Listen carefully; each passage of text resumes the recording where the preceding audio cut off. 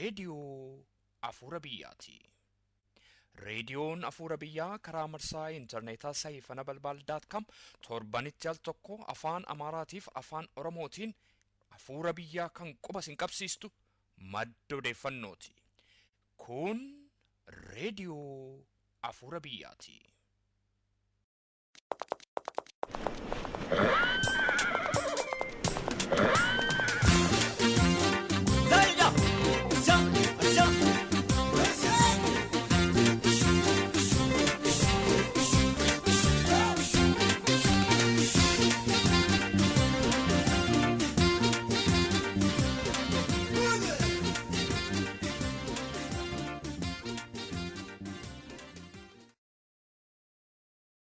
Sabaa bara 1988 adeemsifame irratti hooggana duraanii keessaa hedduun dhiibbaan geggeeffame jechuudhaan Dr. Jimaa Noogoo komee dhiyeessu.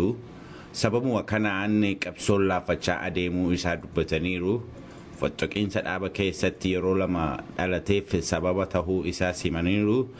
Akka hayyaduree ABO yeroo sanaatti sababni isin kanaaf qabdanii fi deebiin isin komee kanaaf qabdan maal akka fakkaatu dhaggeeffattoota keenyaaf himuu dandeessu laa? Gaaffii kanaaf gaaffiiwwan kabiroof deebii kan nuu kennan hayyaduree adda bilisummaa Oromoo ka duraanii yeroo ammaatti immoo garee adda bilisummaa Oromoo kan obbo Dhugaasaa Bakakkoon hoogganamu hoogganaa olaanaa ta'anii kan hojjetan obbo Galaasaa Dilbooti. Dhaggeeffattoota keenya gaaffiif deebii obbo Galaasaa Dilboo waliin goone kutaa tokkoffaa sagantaa keenya darban keessatti isin dhaggeeffachiisuun keenya ni yaadatama. Isatti aanuuf kutaa lammaffaa immoo oduu booda yeroo isaa eeggatee isinii dhiyaata. Gaaffiif deebii kana keessatti obbo Galaasaan araaraaf wal qunnamtii jalqabneerraa jedhu waanuma hundumaaf iyyuu gaaffiif deebii kana dhaggeeffadhaan afeerraa keenya nagaa keenya hin daganne harka fuunee jaallatamtootaaf kabajamtoota dhaggeeffattoota raadiyoo afuura biyyaa attam jirtu. Egaa sagantaan keenya kan inni eegalu oduudhaan amma gara oduuttan isin dabarsa.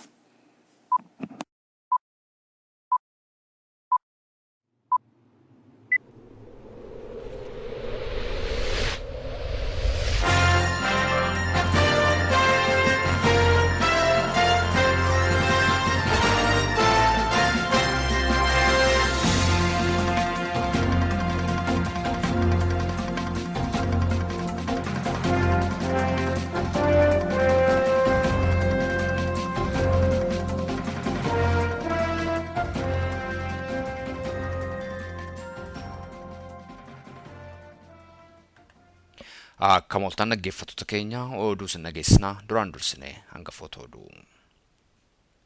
Du'aaf jireenya muummicha ministeera Itoophiyaa Mallas Zeenaawii ammayyuu wal gaafachiisuunsaa itti fufe. Gaaffiin musliimota Itoophiyaa chaanaloota TV 33 addunyaa irratti tamsaasuudhaaf akeekamuunsaa himame.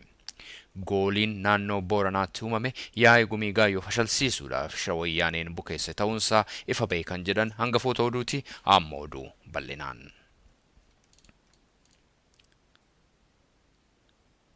Erga janamaa duraatii badaniitii bultii 40 kan caaluuf adeeman muummichi ministeera Itoophiyaa Mallas Zeenaawii lubbuun jiraachuun isaanii ammas wal gaafachiisuusaa itti fufeera. Oduun Juulaay 16 2012 madda odeeffannoo magaalaa Brussels St. Luke University Hospital irraatii madde akka gabaasetti muummichi ministeera Mallas Zeenaawii dhukkuba kaansarii dhiigaatiif wal'aansarra jiraachuu isaanii addeesseera. Ajaans France Press oduu kana raggaasisuudhaan yeroo dhugaa bahu Hospital St. Luke keessatti bakka giddu galeessa wal'aansa kaansarii dhiigaa keessatti wal'aanamaa jiraachuu isaanii gabaaseera. Torban lama booda Juulaay 30 2012 oduun tamsa'e tokko immoo du'a muummicha ministeera Itoophiyaa lallabe. Madda oduu kana ta'uunsaa kan himame International Crisis Group garuu lakkii hankana quba hin qabu jechuudhaan ibsa baase.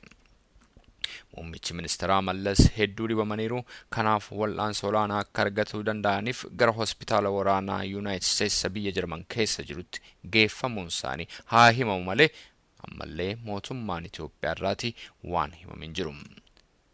Muummichi ministeera Mallas eessa jiru? Du'an moo lubbuun jiru? Dhukkubni isaanii maali? Eessatti wal'aanamaa jiru? Gaaffiiwwan jedhan ammallee deebii barbaadu namoota wal falmisiisaa jiru. Oduun Finfinnee irraatii nu ga'e akka addeessetti kanumaan wal qabatee biyyattii keessatti jeequmsi babal'achaa dhufuusaa himuudhaan bakka teessumaa mootummaa kan ta'e masaraan guddichi yookaanis beeta mangistiin milik jedhamuudhaan inni beekamu meeshaa gurguddaadhaan marfamee eegamaa akka jiru beekuun danda'ameera. In a roll call of the desperate, Kenyan Red Cross officials call refugees forward for their ration of emergency supplies. hidhattootni mootummaa uummata hidhannoo hin qabne irratti hubaatii qaqqabsiisaniin oromootni hedduun qe'ee isaanii irraatii buqqa'uun isaanii himame. Oduun waldaa fannoo diimaa keeniyaa irraatii madde akka addeessetti oromootni lakkoofsaanii 30,000 ta'an balaa kana jalaa ba'uudhaaf daangaa Itoophiyaa qaxxaamuranii gara Keeniyaatti baqachuun isaanii hubatameera. Haleellaan kun kan eegale caasaa bulchiinsa hawaasa Oromoo keessatti bakka olaanaa kan qabu yaa'iin gumii gaayyoo adeemsifamuudhaaf guyyootii yartuun wayita hafutti ta'uunsaa si'a himamu. Kaayyoon jeequmsaaf goolii kanaas yaa'ii kana fashalsiisuuf akka ta'e beekuun danda'ameera. Hidhattootni balaa kana uummata irraan ga'an kun konkolaataatiin bakka biroo irraatii fe'amanii gidduudhuma sana dhufuu isaanii kan himan jiraattootni magaalaa Mooyaalee hidhattootni kun meeshaa waraanaa gurguddoo kan hidhataniif yuunifoormii waraanaa kan uffatan ta'uu isaanii tuqaniiru. Haleellaa kanaan poolisoota dhalootaan Oromoo ta'an 4 dabalate namootni hedduun du'uu isaaniirrayyuu baankiin daldalaa dhuunfaaf kan mootummaa gubateera. Waajjiraaleen tajaajila uummataaf kennan hedduun mancaaneeru. Kana malees qabeenyaan uummataa barbadaa'ee magaalattiin dirree waraanaatti jijjiiramuu ishee oduun nu addeesseera. Haleellaan kun guyyootii hedduudhaaf itti fufee haa jiraatu malee mootummaan nagaa uummataa eeguudhaaf tarkaanfii inni fudhate tokkollee akka hin jirre beekuun danda'ameera. Mootummaan Itoophiyaa haleellaa kana walitti bu'iinsa Oromootaaf uummatoota ollaa gidduutti uumame taasisee mul'isu yoo barbaadeyyuu harki mootummaa keessa jiraachuusa jiraattotni naannoo sanaa jabeessanii jala muru.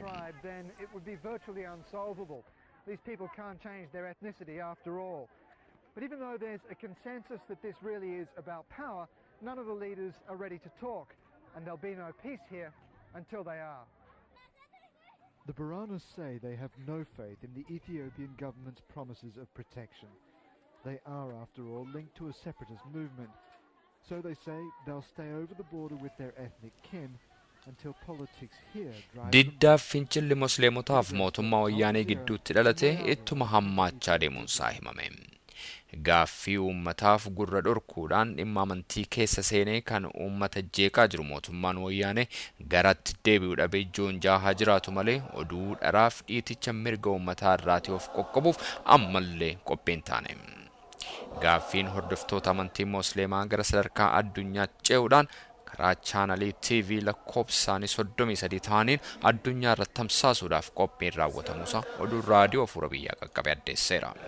Mootummaa wayyaanee gaaffii kana gara walitti bu'iinsa hordoftoota amantii adda addaa fakkeessuudhaaf yaalii inni godhe harkaa fashalee hordoftootni amantii garagaraa rakkoon gidduu isaanii akka hin jirre hubachiisuudhaan mootummaa biyyattii tajaajilaniiru. Jalqaba ji'a kanaatti eegalee Aljaziiraa dabalatee chaanaliin TV 33 irratti kan darbu sagantaan kun mirgaaf gaaffii hordoftoota amantii musliimaa irratti hundaa'uudhaan kan marii gaggeessitoonsaa beekameera.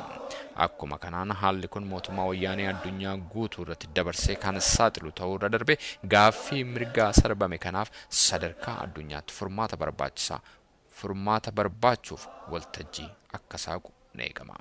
Dhaggeeffattoota keenya oduun keenya har'aa kanuma.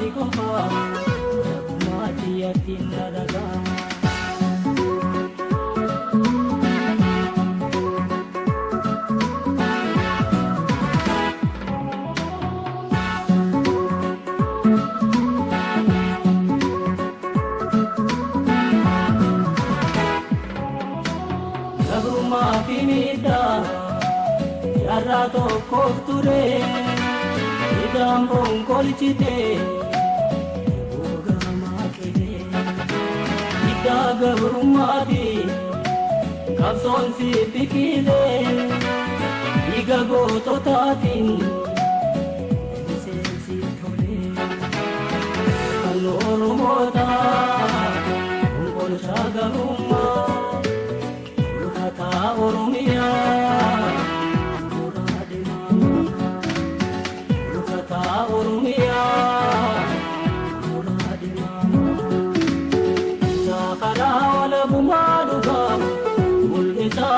Sumaka, Choro Tazikoba, Yabumatia Nadaga, Choro Tazikoba, Yabumatia Nadaga.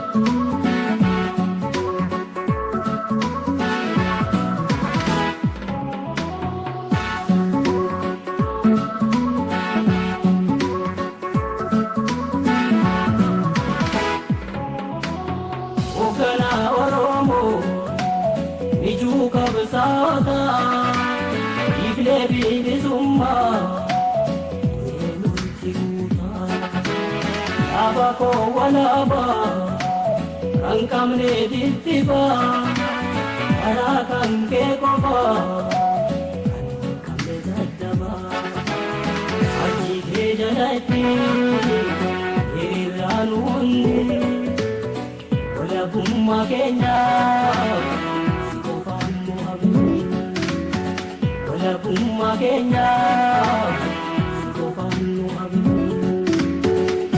Para wala kumaluga mulde sabile sumaga mechawro mata zikoba yabumati yatinadaga mechawro mata zikoba yabumati yatinadaga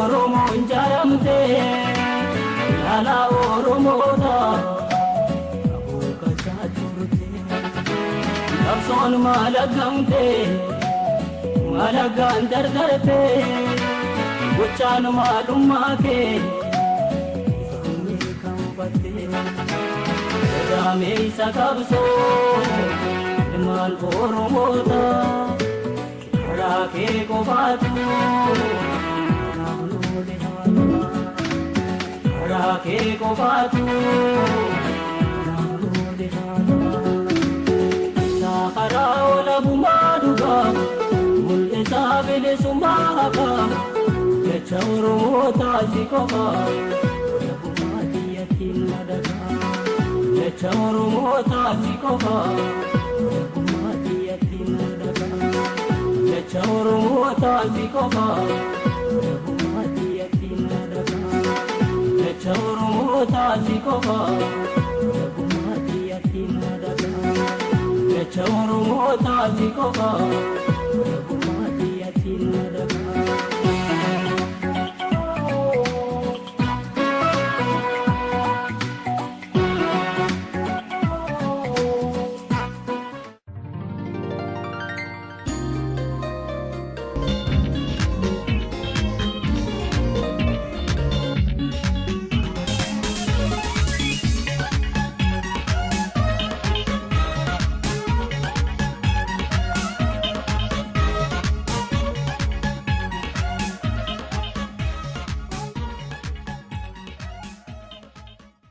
Gaariidha obbo Galaasaa.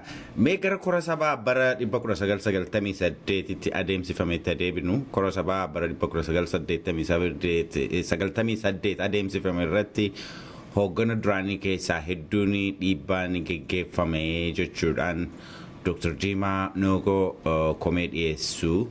Sababuma kanaan qabsoon laafachaa adeemuu isaa dubbataniiru. Fottoqiinsa dhaaba keessatti yeroo lama dhalateef sababa tahuu isaa simaniiru.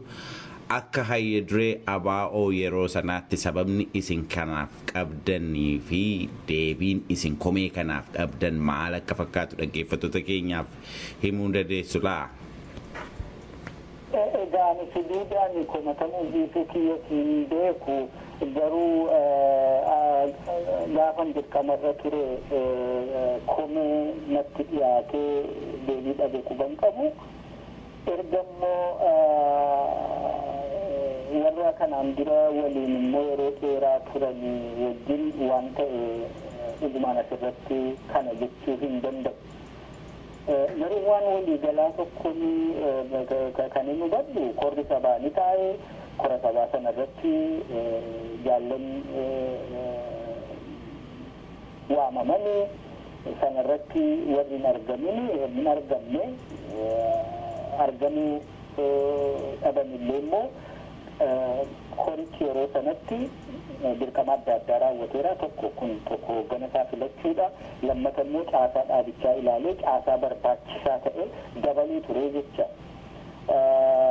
Filmaata hoogganaa keessatti isaan hin daballe kunuumaa tokko baay'ee ka'uudhaan miti.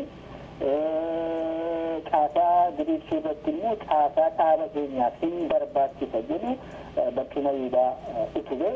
Barcuma riibaa kanaaf akka miseensa ta'an taasise.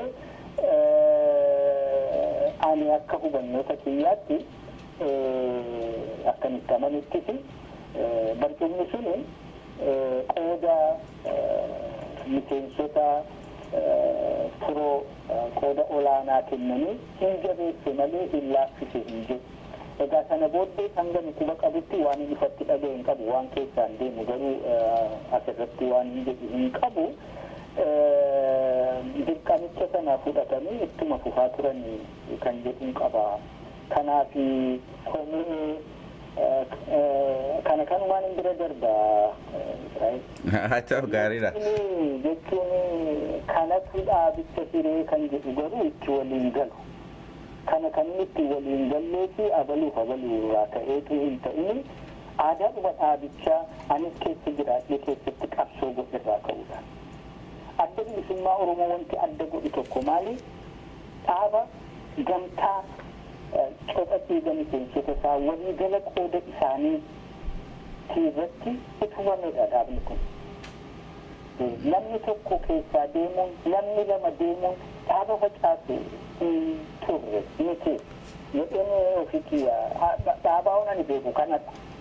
Kanaafi yeroo baay'ee rakkoo fi dhiphoo namoonni qaqqaalii ta'an nurra beekumsa dandeettii qaban yeroo kufanitti hin hiikkanne waraanni sun. Kuni sadarkaa qodaa qofaatti miti. Seeliin keenya abbaan seelii achitti jalaa kufee ituu dirqamni tokko bakka biraadhaa dhufee abalugaatii bakka bu'in jedhin akka walirra jiruun itti deema qabsoo itti fufaa jechuuf hin jiru. Kanaaf ani akki amma gaaffinatti na gaafatteef aadaa dhaabichaa wajjin yeroo laalee jedhu rakkina hundee dhiiramiisaatii fi faca'insa yookaan immoo dhiifama jechoota ulfaatan itti dhimma bahee ta'e hin beeku qoodamiinsa amma argamee fi hundeen isaa rakkoo poolitikaati. Waan sila tuqee darbe rakkoo poolitikaa sana wajjin wal qabataa jecha. Kunis maalinni garaagarummaa kaayyoo irratti dhalateedhaan jedha. Okay, isatti gara booddeetti garaagarummaa keessan kana maal akka inni fakkaatu gara booddee irratti itti deebina. Obbo Galaasaa bara 1999 aangoo hayyadurummaa gadhiisuun keessan ni yaadatama. Sababni isaa maal akka ta'e haala deemsa qabsoo keessatti ammas haa ta'u dur komee jaalawwan keessan irraa qabdan jira oo kan jedhudha gaaffiin koo itti aanu. Gaaffiin amma na gaafatti kana ergan biyya alaatti bahee isa duratti deddeebi'amee mana gaafatan waan yeroo dheeraa dura ta'edha. Gaaffiin kun ammatti fardoominni isaa yookaan barbaachisummaan isaa natti mul'atu. Bu'aa qabsoo Oromootiifis argamsiisu hin qabu kan jedhu qabu. Har'a adda bilisummaa Oromoos ta'e mooraa qabsoo bilisummaa Oromoo dhimma nama tokko kan Galaasaa Dilboof yookaan kan abbaa fedhee ta'u irra caalitu harkaanu qabaa jecha. Isa kana itti isa kanatti yeroo fuula deebifannu keessa jirra kan jedhu qaba. Gaaficha waan kaasseef immoo dhiibbaadhuma yeroo sana alaa fi keessaan ta'erraa haalli sun qunname. Isa kana warri waliin turreeyyuu ni beeku. Dhiyeenya kana immoo waan adda addaa bifa waraqaatiin maaliin asirratti ifanuu gootu obbo Galaasaa. Asirratti ifanuu godha dhiibbaa keessaaf alaan haalli sun qunname jechuun alaatii karaa humna gabraatiin dhiibbaan isinirra ga'aa ture jira. Karaa keessaa dhiibbaan inni isinirra ga'aa ture sun ani beeku yoo barbaadde deddeeffatoonni keessan hiikuu danda'u maaliif kanaan duratti waan baay'eetii hiikamaa ture. Ibsi ani kennu garuu kanumadhaa jecha dhiibbaa yeroo jettu waan hedduu ta'uu danda'a. Keessatti yeroo jettu beekumsi ni dhalata. Kun immoo har'aa yeroo waan adda addaa darbee daddarbatame hubachuun ni danda'amaa jechuuf hin jiru. Waanuma dura ibserraa ka'een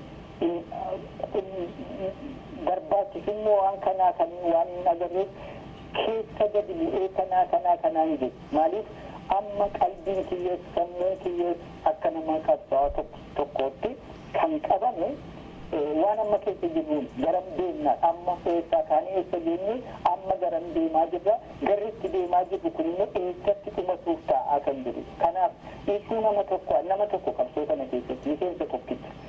Kanaaf ta'eera wanti ta'e waan ta'e sanaanii qalbii warra waliin turreetii fi seenaaf hin dhiisee bira darbuu barbaada. Kanaaf bal'ina isaa keessa seenuu hin barbaadu dhiifama.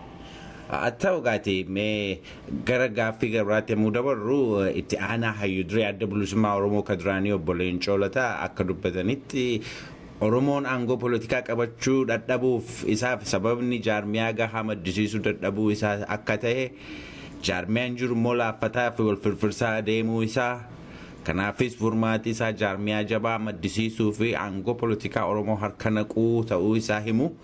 Isin kanarratti yaada maal qabdu?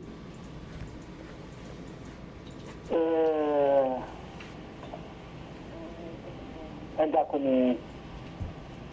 yaadicha irratti yaadan qabu akkanan tokkotti. Eeyyee kanuma dhammas.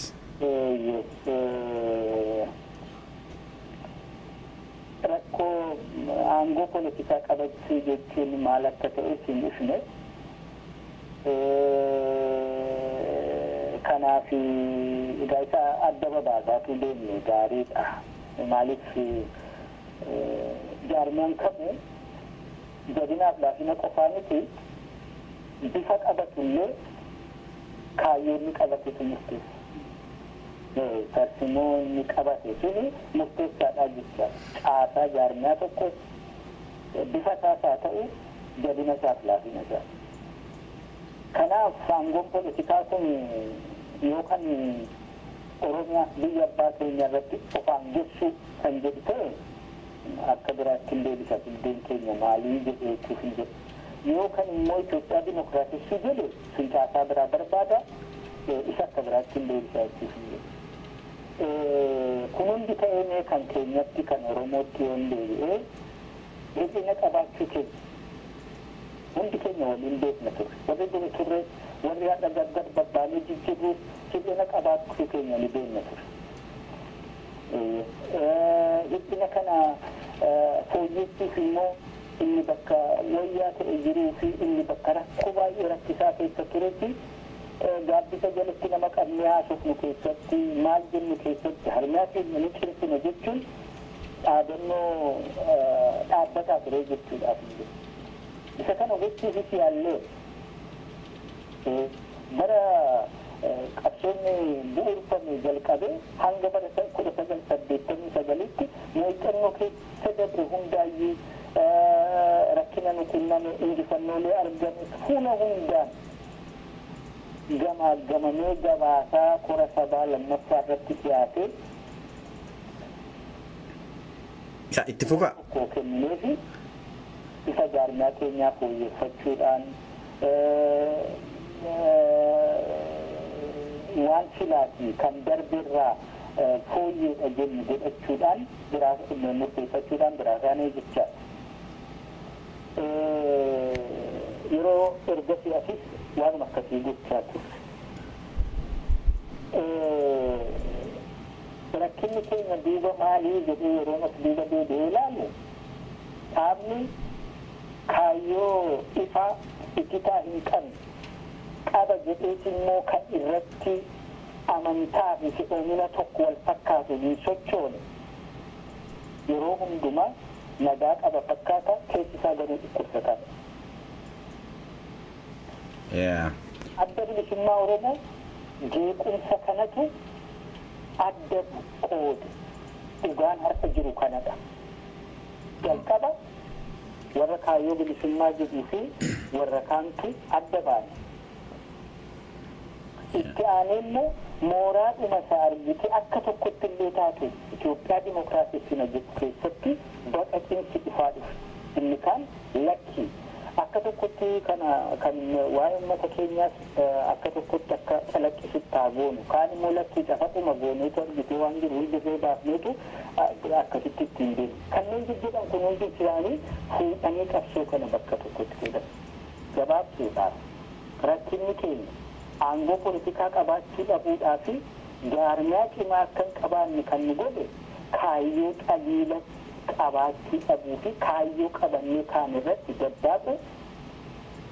Lammaffaa amala warraaqtummaa, amala waloo, amala murannoodhaan waan qabannee kaanitti dhiyaachuu murannoo roon jedhu eenyummaa goggoydeetti qabsoon of duuba deebi'aa akka inni of duuba deebi'etti ofirra keenyeetu immoo isatti aanu yeroo gaarii mijeeffannee itti kennan itti fufna irratti dhumuu dida dhaloota haaraatti dabarse isa kanatti hanqate natti fakkaataan firfirhamuu faccaafamuu qoqqoodamuu jedhamu kana akka yaadaatti yeroo ilaalu maddii isaa tokkittuma waa hunda yeroo ilaallee jiru. Kanaaf kunis maalinni kaayyoo xaliila dhabu yeroo hin jedhu bifa bireenuu kaayyoo walabummaa Oromiyaa qofaa miti.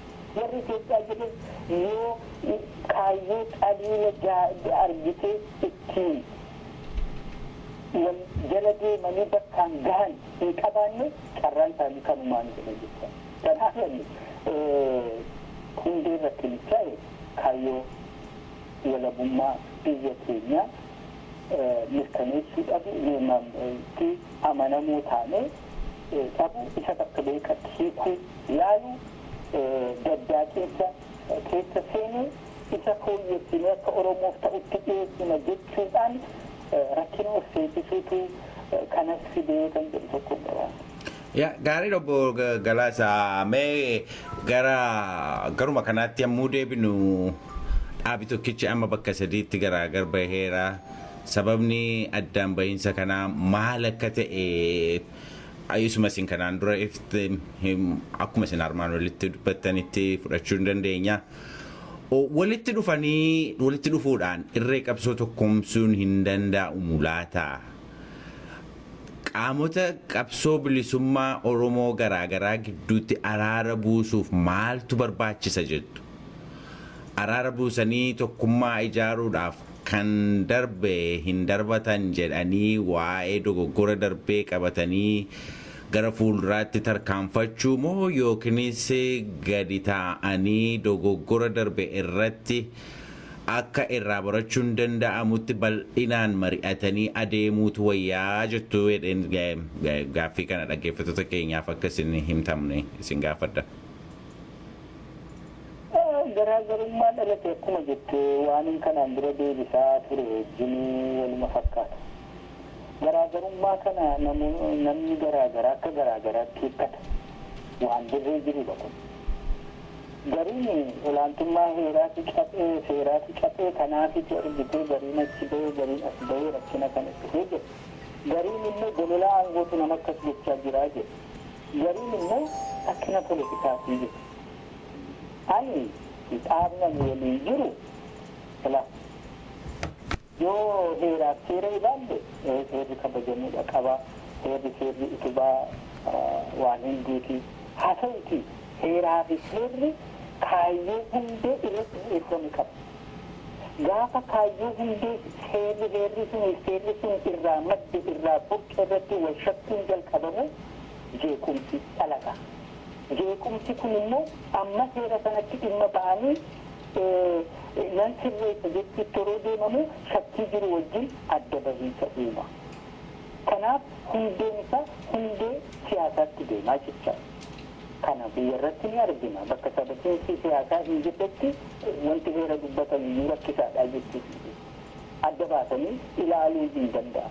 Aangoo poolitikaa kan jedhamu immoo akka tokkotti maarree namni aangoo poolitikaa yeroo jedhamu yaada tokko akeeka tokko bakkaan gahuudhaaf yoo dura bu'ee kan lallabu ta'e yoo sanaaf kan dhaabbatu ta'e aangoon kun dhiiru akkasitti hiikamaa jira akkasumatti akkasitti hiikamaa jiru akkuma aadaa keessa guddanne qabalatu waan ta'uu barbaada. Warri waliin jiraannes warri dabarsinees hundaafuu jedhaan kan qabsoo kana keessatti horii guddaan itti argatan itti qanani'an itti maal jedhan hin argamne. Inni kun waanuma ittiin soogidduun yeroo wal dura dhaabbatan ittiin mi'eessan tokkodha jedheen ilaala. Egaa rakkinni siyaasaa kana ni jedhus immoo dhimma kaayyoo dhaabichaan kan walitti hidhate. Kaayyoon impaayera Itoophiyaa diiganii mirga murteeffannaa uummataa mirkaneessuun mootummaa walaba Oromiyaa jedhu bakka hedduutti hiikuu kaan. Hiree murteeffannaa bakka hedduutti hiikamuutti ta'e waan dirree jedhudha. Hiree murteeffannaa karaa Itoophiyaa dimokiraatessiiti. Hiree murteeffannaa uummata saboota biraa hanga Amaara dabalatee wal ta'anii walii hiree keenya murteeffachuu kan jedhan. Hiree murteeffannaa isuma akka murtee isaan geenyaan inni akka fedhe ta'aa godhatu kan jedhu. Hiree murteeffannaa immoo hiree murteeffannaan keenya asirratti an gaaffii qabu obbo Galaasaa. Wanti kun wanta haaraa amma as ba'e moo waama durumaan jirudha yommuu isin hooggantan isaan kun waama turedha miti? Lakki waan gaafa ni ture waan argitee waan akkasitti kana jedhu waan namni garaadhaa qabu maaliif kan beekan?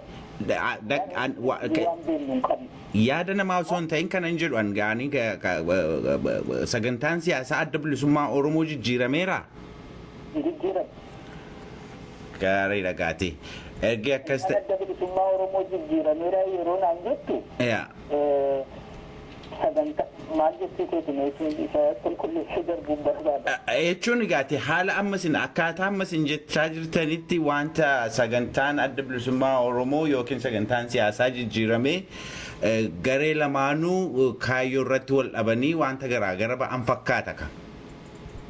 Sagantaan wanta gaamma maalitti dhufaa jirra sitti fakkaate gaaffii namatti itti hordofsiistee fidde sagantaa sagantaan dhaabaa heeraanjii sirnatti jijjiiramu qabaa sirna sana irratti wanti jijjiirame hin qabu kanaafiyyuu namni biraa kanan ta'e jechuu hin danda'u hanga sirna sana keessatti hin darbinii jenna jecha kanatti nageessaa jira. Baay'ee gaarii yeroo haalli mijatee yeroo sabatiinkii fi nagaan keessa jirutu seera sana hordofanii deemanii jecha yeroo haalli sabatiinkii sun hin jirretti immoo waan adda addaatu dhufa ittuma fufee wal duraa duuba sagantaa sana maal heera sana dhiitee kan dhufutu dhufa akkuma amma argaa jirrutti kun gaaffii maalii nama bulcha jarana namni kun hundi isaayyuu walumaa duraa duuba waanuma seera taate aabaa caashee walyaalee dhuma heera taate walyaalee yaa'amoo iddoo biraatti jira gaafachuutti nama geessiire nama geessaa kan jirtu kan qabaa'e. Kanaaf sagantaan adda bilisummaa Oromoo jijjiirameera kan jedhu qabna nuti 2004 kaafne. Yaanni kana jijjiiru immoo bara 19 yeroo dheeraa fudhataa dhufe kan walitti kuufamaa dhufe achi ga'ee jechaadha. Kanaaf akka adda addaatti akkasuma malanan nuti sagantaa jijjiirree akkas jechuu keenyadha kan jedhu lakkii jijjiirameera akkas jedhu kan jedhu jechuudha falammiin argamudha. Gaati gaaffiin koo inni isuma wajjin inni ture araara buusuudhaaf tokkummaa ijaaruudhaaf kan darbatanii waa'ee dogoggora darbee qadaadanii gara fuulduraatti tarkaanfachuu moo yookaanis gadi ta'anii dogoggora darbee irratti akka barachuun irraa danda'amu bal'inaan mari'atanii adeemuu wayyaa walitti dhufanii tokkummaa uumuun araarri hin danda'amu ka jedhudha gaaffiin itti walumaan isiniif dhiyeessine.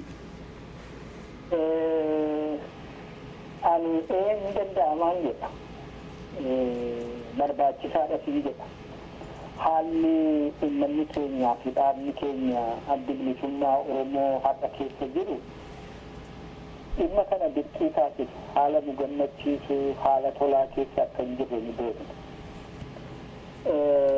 Dubbiin guddaan garuu har'a tokkummaa kana namni waa isaan dubbanne hin jiru. Diinni yoo barbaade leenjii seenaa tokkummaan barbaachisaadha. Tokkummaan maalidha jechuu ni danda'a. Tokkummaan maalirratti? Tokkummaan maaliif? Tokkummaan immoo akkamitti jennee waggaatti dandeenya. Ani lammii keenya saba keenya biyya ormaa keessa jiru bakka biraatti jiru haa ta'u waan tokkummaa yeroo dubbatu maaliif ta'uu dide yeroo jedhusi gaaffilee kanatu of bira qaqqabe nan jaalladha. Tokkummaan maaliif? Tokkummaan maalirratti?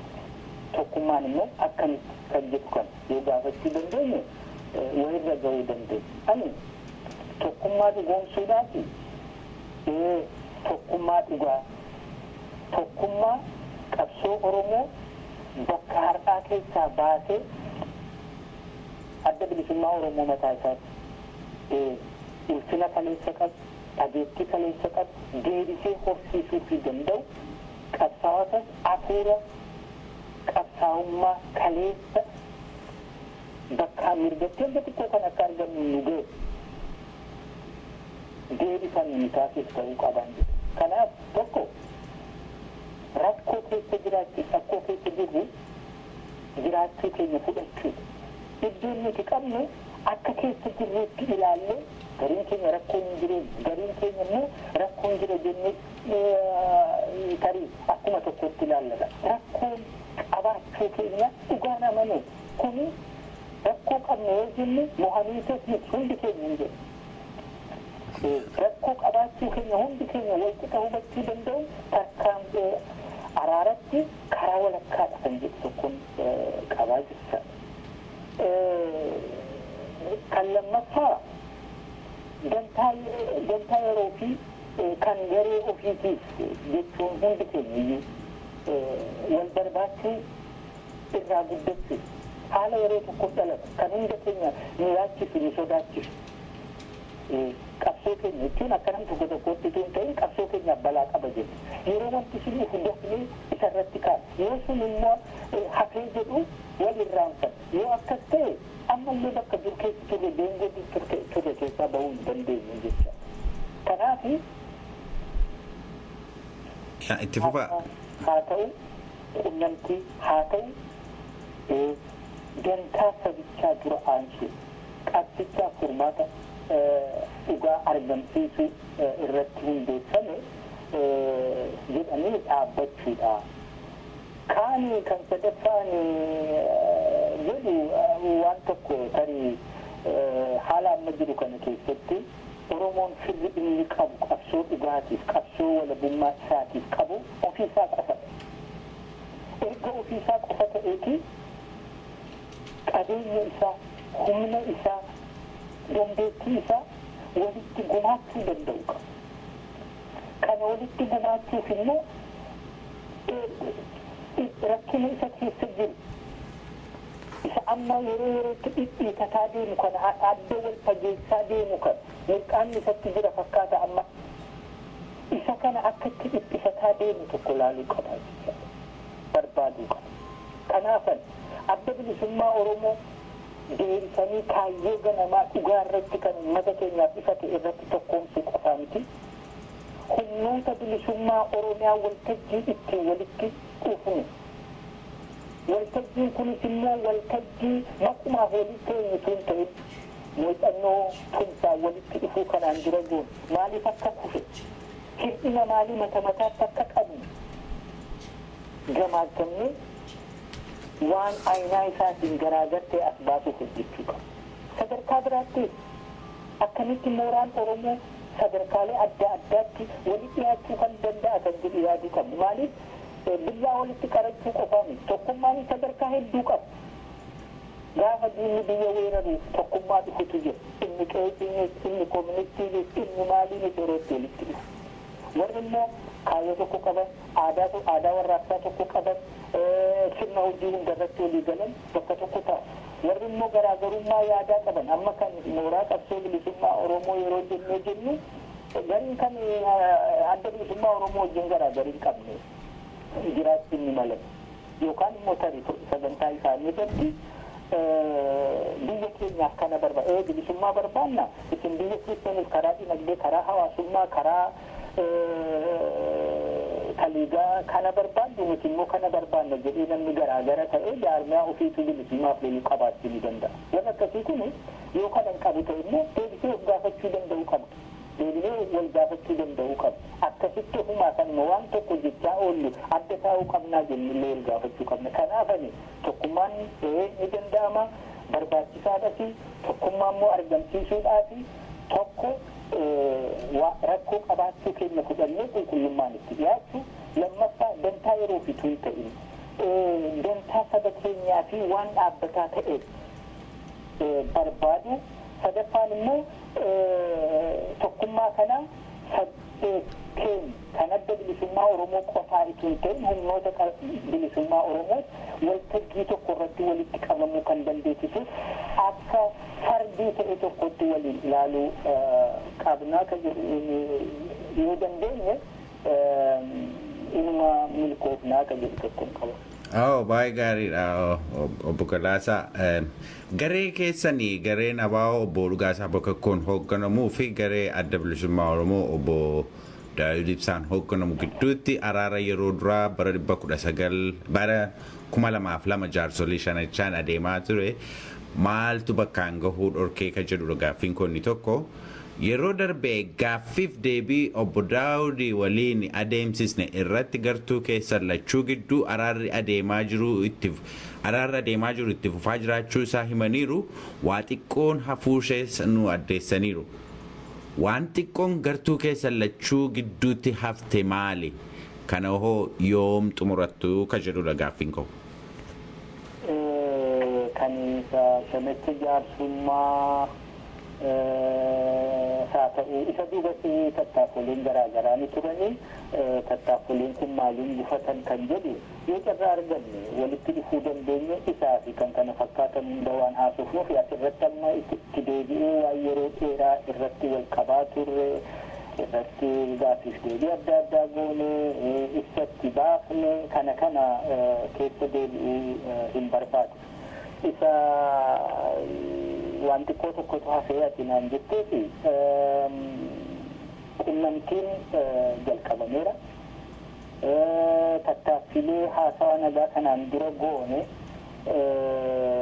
gufatee akkamitti deebisnee hafuura haaraadhaan akka milkeessinu yaada wal jijjiirratameera. Kara lachuutu hafuurri jiruu fi amileen jiru gaariidha. Kanumaan wal qabatee immoo haasaan waan sirnaa haasaan gara xumuraatti itti wal nu geessuu danda'u tokko sichi kanumaan hin bira darbaa jechuudha. Baay'ee gaariidha obbo Galaasa. Gaaffii nuti akka ijoo dubbii gaaffiif deebii kanaatti ilaallus deebiinuma isa ammas nuu kennitan kana meegaati raadiyoon hafuura biyyaa ituu gaaffiif deebii ishee hin xumuratin dura dhaamsi isin uummata Oromoof qabdan yoo jiraateef dabarfachuu yookiin yaadi hin tuqamin hafe jettan yoo jiraateef dabarfachuu dandeessu. Dhaamsi ani qabu uummata keenyaa fi qabsaa'ota keenyaa fi kan inni qabu yoo jiraate tokkoffaa warri biyya ormaa keessa jiraatamu waa'ee qabsoo keenyaa, waa'ee biyya keenyaa, waa'ee ofii keessa jirris kan jaarmaa keessa jirris ta'e yeroo yaadnu haala uummata keenyarra gahaa jiru yaaduu qabna. Isa kana ilaalu. Lammaffaa immoo waa'ee kaayyoo qabsootti goonuus yeroo yaadnu miidhama amma uummata keenyarra gahaa jiru kun kaayyoo kana jalatti ta'uusaa dagatii hin qabu. Kan qabsoon dheeraadha, hadhaa'aadha, ulfaataadha. Gartuu amma carraa argannee babbaanee dubbanne dhaloota kana irratti kan dhaabbatus ta'uu dhabuun nama itti fufa, nama rifachiisuuf miti kun. Karaan qaxxaamurri hin jiru qabsoo yoo goone malee. Qabsoo keenya biyyatti deebisuu danda'uudha qabna. Kanumaan wal qabsiisee kana gochuudhaaf immoo tokkummaan barbaachisaadha. Tokkummaa kanaaf immoo hunduu gumaacha qaba. Hunduu gumaacha qaba. Warri jaarmotii adda addaa keessa jiranis furmaanni kaayyoo keenya irratti hundeeffame akka argamuuf yeroo kaayyoo kana jechaa oolu waan tokko namatti ni dhaga'ama ta'a, isa yaadachiisuu barbaada. Waanuma dulloomin waga'aa ooltuu warri jedhan jiru. Waan hojjechuu didan waga'aa ooltuu jedhamaa jira. Kun waggaa 20 jedhameetu waggaa 20 kana dide sabni Oromoo alaa fi keessaallee kaayyoo ammallee mabiraa jirutti nutu keessa tureetti dulloomi malee kaayyichi reefuu lafaa ol biqilaa ka'aa jira jecha. Kanaa qalbifanne. Kanaaf ani deeggarsi kaayichaaf jiru akka itti jirutti itti fufuudha qabaa. Obboleeyyan keenya taamsi kiyya sabiraa obboleeyyan keenya mooraa adda addaatti bahaa jiru irra dhaabbadhaa yaada walii wajjin tollaan jedha. Walii wajjin dadhabbii qabnu yoo ra'aanne moohuu dandeenyaan jedha.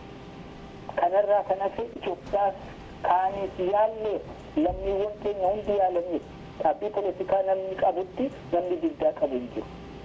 Garuu ani bakka fedhe keessa iyyuu jiraatan walitti deebinee kaayyoo tokko jalatti walii wajjin qabsoo gochuuf carraan jira. Carraa kana ofii uumuuf haa tattaafannu jedhaa fayyaa qaba. Obbo Galaasaa Dilboo hayyiduree adda bilisummaa Oromoo ka duraanii yeroo ammaatti garee ABO kan obbo Dhugaasaa Bakakkoon durfamuuf hooggana olaanaa yeroo fudhatanii gaaffii keenya hundaaf deebii waan nu laattaniif maqaa dhaggeeffattoota raadiyoo Afuura Biyyaatiin hedduu galatoomaa isiniin jedha. Galatoomaa ati.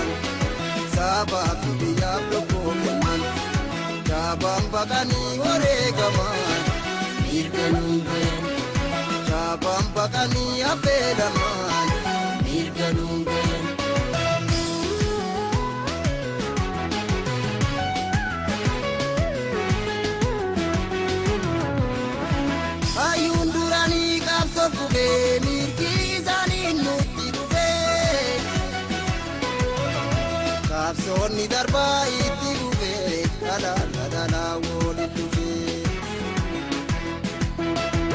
Ire gotole dan arganne nulle kabana kunufanne Galmanga ya chunu tu gaba jolle Oromo lamanne Nulle kaba chunu dikama kayo gotalutu kenani Biriya bida bani tuba bigazani elmani Kotang kampodam nu jabani nikam lupuzani dabani Nuleng kabana kayo jara kuku bukabdi sabamara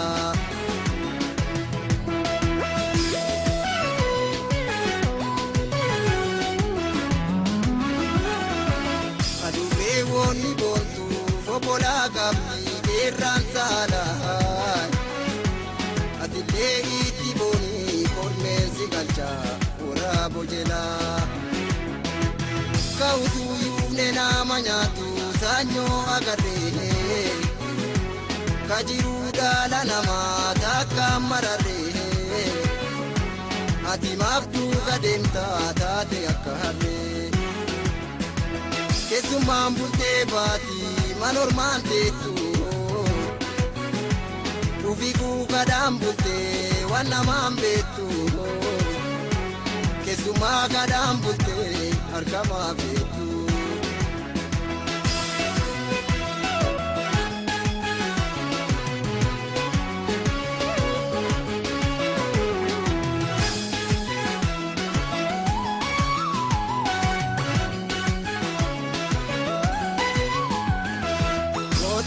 Soda manaba Saba biya pakokan Sabam pagani wale kaman Irganungan Sabam pagani apelaman Irganungan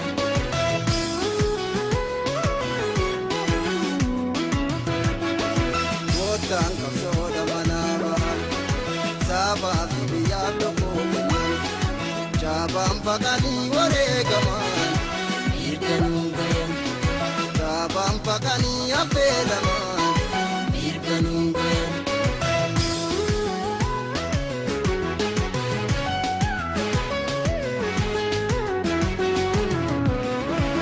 Ayun durani kapsok kube mirki izani nuti kube Kapsoni darba iti kube Dala woli lufe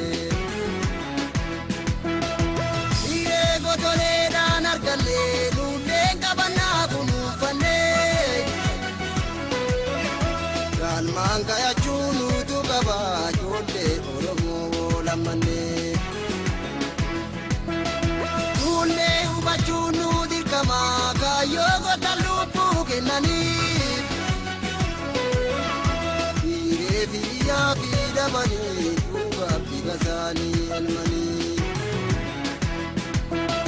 Gooftaan qabsoodhaaf nu jabanii mirgaaf lubbuu isaanii dhabanii.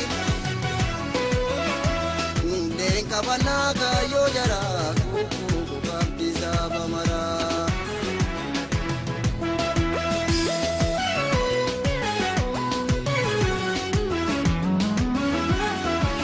Adurree woonni boontuu obbolaa qabdi keerraan saadhaa.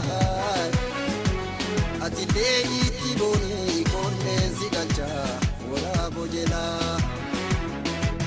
Waraaboo siima nyaatu ilkaan qarataa. Ammumaa humna qabdu simaan adataa. Humni beeduu manootoo morsi waakkataa. Waraaboo duuka deemaa mafseenaa dabdaa. Leenca geerraan sagaaluu obbolaa qabdaa. Dhaggeeffattoota keenyaa qophiin keenya har'aa kanumaan raawwata. Waa'ee qophii keenyaa yaada yookaanis gaaffii yoo qabaattan karaa iimeelii keenyaa contact@saifanabalbal.com jechuudhaan nu qunnamuu dandeessu. Torbee qophii gara biraatiin hamma walitti deebinutti torban gaarii isinii hawwina.